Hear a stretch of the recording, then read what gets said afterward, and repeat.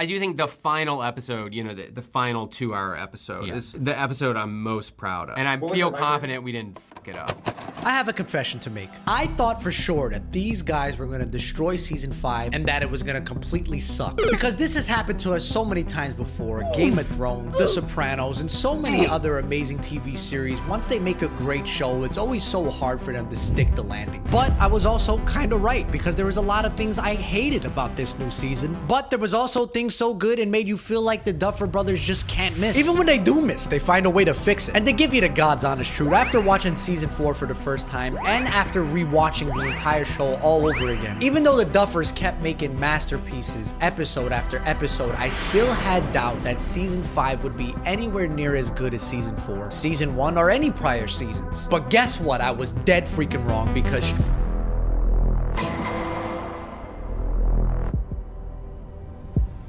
look, from where we left off in season 4's finale to the very beginning of episode 1, I'm not gonna lie, I wasn't really feeling this episode at all. Especially the very beginning and the middle, because my first thoughts was, why are they speed running the plot so much? It's been a year and a half since we last seen these guys. They look like they're in their 40s now. Can you take your time and explain exactly what happened and what's currently going on instead of just having Robin run through it 100 miles an hour on a radio broadcast? Why does everyone look so okay and normal in Hawkins after everything that just went down? We got freaking kids sledded on top of demonic fiery cracks patched up with some metal, and it just didn't feel at all like this affect Hawkins severely in any real way. Doesn't seem like anyone else really cares about it. They're just still living their life. I mean, sure, I understand the town's on lockdown and quarantine now, but other than that, it just seems like everyone's chilling. No one really cares about it. Not to mention the way all these kids are talking now and the way that they're acting. It just seems as though they're trying to be kids when they're clearly not anymore. Not only that, but look at the way the kids are talking now. Oh, well.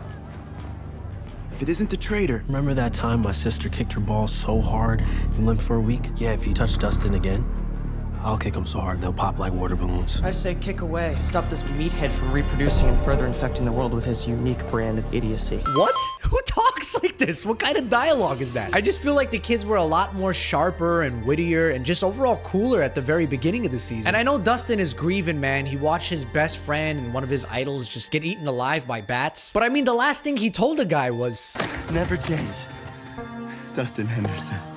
Promise me? And not only do I feel like this guy changed, but he feels like a completely different character now. Saying, doing, and acting in ways that he never would have done before. And it just feels like everyone kind of sort of gave up on Max besides Lucas. Like the only one showing up to the hospital and playing that tape on repeat is just Lucas at this point. Her friends aren't there. Even her mother isn't there. What happened to her? And then when we finally have Jonathan and Steve encounter each other after 4 seasons, after freaking killing each other in season 1, this is how we see them again, with this awkward freaking ladder climb scene with the green screen and the effects. It looked so horrible and cheap. It completely took me out of the show, I'll be honest. So yeah, truthfully, for the first half of this episode, I was hating on it. It didn't feel like a Duffer Brothers project at all. It felt very weird, felt very cheap. The dialogue was not right. And for lack of better words, it just wasn't giving me the vibes, man. The vibes weren't there. The vibes weren't right. But then I got to the end. As soon as I started episode 2, it basically just told me,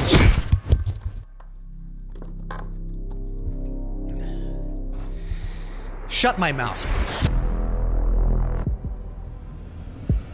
Look, this might piss some of you guys off, but I'm gonna keep it real. The second episode of Stranger Things Season 5 might be the best episode in the entire season so far. But not only that, it's also one of my favorite episodes ever. That doesn't mean I didn't like episode 4. That didn't feel like an episode. That felt like a finale. Because that was a freaking movie, man. That was awesome. But this episode specifically felt like Stranger Things. It reminded me so much of why I freaking love this show and why I love the Duffer Brothers. Because look, from the moment we first see Holly and she gets that Dungeons & Dragons piece, we know she's freaking locked in for this season. That was basically the show telling us we got a new player, we got a new character in this show, and she's gonna be freaking major. And when I first saw her, I was like, wow, Holly grew up to be such a beautiful girl. She looks amazing. And then I realized, wait a minute, that's not even the same girl. They replaced the original Holly, which was actually played by twins like the Olsen twins did on Full House. Little side fact for you there for no reason. But anyway, I knew right away this damn imaginary friend that she had was Vecna just trying to riz his way in with the kids. For what reason, I don't know, but someone's definitely got to stop this. this guy, because that's freaking nasty. Also felt like we kind of just shoehorned her into this plot here. Like, she didn't really have that much of a speaking role or any screen time in the prior 4 seasons, but I guess she's got all kinds of screen time now, and she's a major character in the show, but whatever. And when we see the Wheelers just arguing with each other, and the woman's getting drunk in the kitchen, the man went and played golf in his backyard, meanwhile their daughter's getting freaking tossed around like a freaking rag doll all over her room. And her mom is just trying to take a hot tub bath, listen to some jam, try to release herself, get the aggravation away. And when Holly ran in that bathroom and she didn't believe her until she grabbed her daughter's head and seen the blood on her hand, the lights start flickering, the monster comes in, now they're drowning themselves in the hot tub. My goodness, this was freaking perfection, guys. I loved this intro for this episode. Not only was the intro sick, but then we see Nancy and 11 come into the house. We're getting replays and flashbacks of what they just missed. We see the woman half dead on the floor. We rush her to the hospital. Nancy's trying to scrub her own mother's blood off her hands 100 miles an hour. And then we see the characters say exactly what we're feeling. This is all our fault. We got there as fast as we could. Like, it is kind of their fault this happened to them. And I really thought that the Wheelers were gonna die here, but no, they kept them alive. And if these guys are gonna make it after this attack, I think it's safe to say that there's not gonna be one main character that dies from this show. Even though our main characters are killing people left and right, for good or for bad, it doesn't matter. They ain't gonna suffer any consequences of that. And you know what, man? In this episode, every character was exactly where it felt like they should be. The team up of Mike and Nancy, Jonathan and Steve actually having a normal conversation, Dustin finally getting back involved with the crew after getting freaking whipped, Robin and Will trying to actually get some stuff done instead of just suck and rail in the radio station, 11 and Hopper having father and daughter time. Everything was just awesome about this episode. I have zero complaints. I loved it. Even the way they revealed the kind of obvious fact we already knew, that Mr. What's-It is Henry. Even though I knew exactly what was about to happen, I was still shaking and falling off my chair because it was just so well done. And then somehow they just found another way to take it to the next level. So after that banger of an episode, they hooked me right back into the show, but I had a couple of questions still. First off, why is Holly's trip to the Upside Down so beautiful? She's having some delicious pancakes, Henry's being a wonderful guy, she's baking cake, she's got the whole house to herself, but when Will went, this is what was happening to him. We are going to do such beautiful things together. Meanwhile, we got Hopper and 11 in the Upside Down. The government finds them. Things ain't looking so hot, and out of nowhere, Hopper gives us the sickest grenade toss of all time.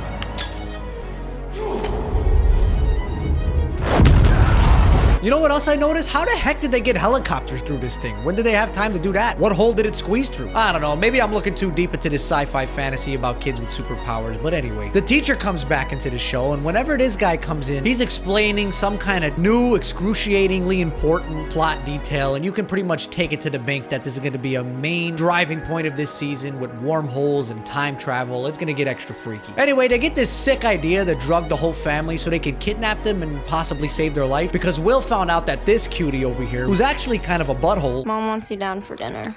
Mom can suck a fat one. is Vecna's new victim along with a bunch of other kids. At this point, this man's the next certified lover boy. But anyway, so Erica whips up a pie and makes the whole family eat it. They all pass out, but the daughter doesn't, so she just sticks a freaking needle in her neck. What the heck is going on with these kids? Turns out Erica's a freaking psychopath, low-key. What happened in the year and a half since we left that these kids not only grew into be adults, but they're freaking stabbing people and drugging them? What's going on here? Anyway, after they drugged and kidnapped an entire innocent family, the crew starts going full Kevin McAllister, booby trapping the entire house Home Alone style to try to catch this Demogorgon, just so they can plant it with a tracking device and see where the heck it goes so they can find Vecna. And listen to me, this was freaking sick. I was losing my mind from this sequence. I loved it so much. But to be honest with you, at this point, I was for sure Max was just gonna be in a coma forever, because like a lot of stuff went down and she's just like still in the hospital. And then out of nowhere, this happens.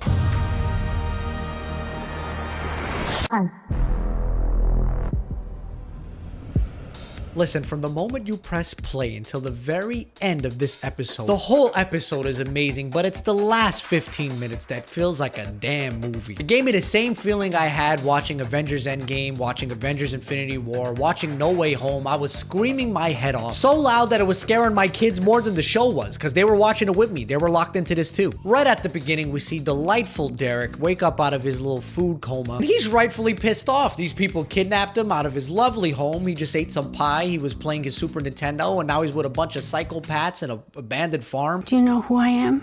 An evil child kidnapper. I'm trying to tell him they want to keep him safe. You know what? I'm on Derek's side here. I would have freaking ran for my life. But then a damn Demogorgon shows up, and then Will is looking through the eyes of the Demogorgon like he has been in the past couple episodes. And then Joyce goes, grabs an axe, and starts swinging at this thing. And don't get me wrong, I'd be freaking scared if this woman was chasing me after an axe, especially after all she's done. She's a scary woman. But I don't think this Demogorgon was scared of her. I think Will tapped into this thing, and Will himself was scared of her. And I believe this was the very first time Will tapped into Vecna's powers and took control of it. Anyway, Steve comes out of nowhere in the Beamer, drives right over this guy. It flips back to the upside down, and they drive their car right through that closing portal hole. And then we start kind of finding out why Vecna's stealing all these kids. He's using them, I guess, as a battery. Then everyone just keeps saying, Dick.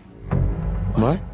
I like dick. Did you finally hit dick? Hit the dick. Yep. not sure what happened to the Duffer Brothers writing skills here, but whatever, let's keep going. So they gotta find a way to sneak into the government area by digging through holes until they get underneath the building and start smuggling some more kids underground, but not to groom them like Vecna's doing, to actually save them. Then we find out what Max has been up to for a year and a half in this coma, and that's the fact that she's been living through Vecna's memories, going through every year of his life. She even had to relive the worst part of her life. Her brother Billy getting ripped apart, her almost dying a couple of times. She had to relive it all over again until she finally got a chance to escape. But instead of running towards it, running up that hill, baby, she just decides to look at her hand for a couple of minutes until that escape plan just fades away. She loses it. And then she just got stuck in Vecna's memory. She didn't want to leave, I guess. I don't know what that was. That was so crazy. We've seen her run for her life towards that hole before and escape, so I don't understand why she hesitated here. It really doesn't make sense at all. She was making me yell on the top of my lungs, just go through the hole. It's right there. All you gotta do is walk 5 feet. Had me crashing out on my couch in front of my family. But that doesn't matter, because she's making up a new plan to escape with Holly that I guess we'll find out in later episodes, because that's all we saw. Derek walks into this government location like a G, squabbles up all the little kids, sits down with them, smuggles them through this toilet, and then a pipe bursts in the toilet, and they all get caught, but this little kid's face in the toilet hole killed me. It was hilarious. Anyway, after Hopper and Eleven broke into the upside down government because they believe they found and caught Vecna, this babe ain't happy about it. They get in a crazy fist fight. They kill what seems like every single person in that government base, but for whatever reason, they just decide to pistol slap this woman and leave her alive. And then we see what looks like another sacrifice from Hopper doing a suicide bomb attempt in order to take down Vecna, only to find out that it's not Vecna,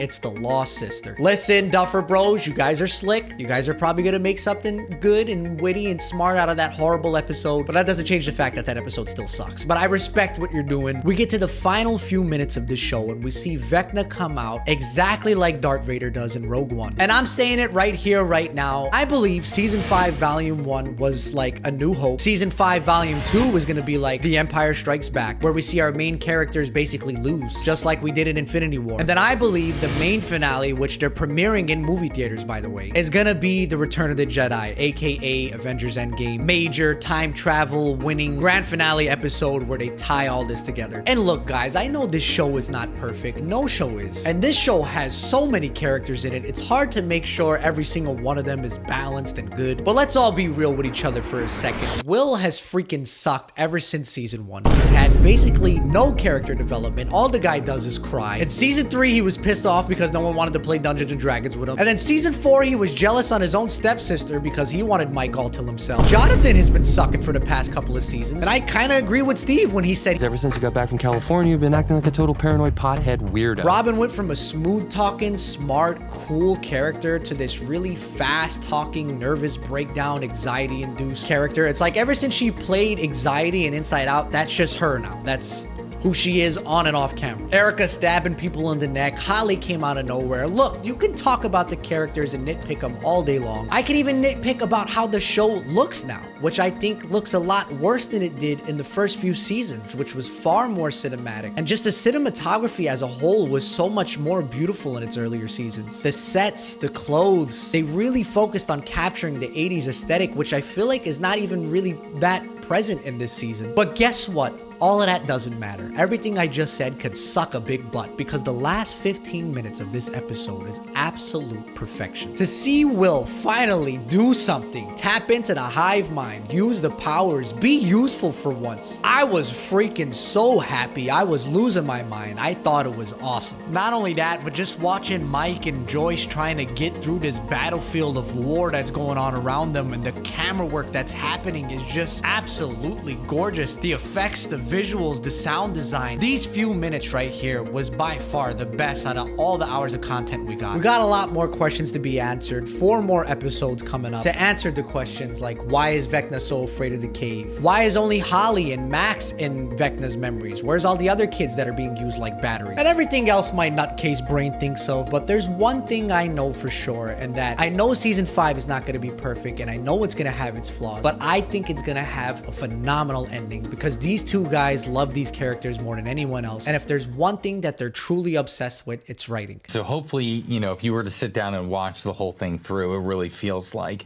everything just comes full circle. Yeah, I honestly can't remember when, but we've had the final scene for a really long time. That last scene is what we've always envisioned. But before we end this video, I just want to thank my sponsor, Nobody. You see this guy? He won a freaking PS5 of Spider-Man edition PS5. PS5's right here. I got the PS5. Came with everything. So congratulations to Skylar. God bless your new console in Jesus' name, brother. I hope you enjoy it. So if you guys want to get in on some of this action, all you got to do is go to the link in my pinned comment or the description of this video where you can hit these buttons, and every button you press is an entry into the giveaway. I'll be posting the winner here and on Twitter. But again, this is a new channel, so do me a favor. Don't like this video.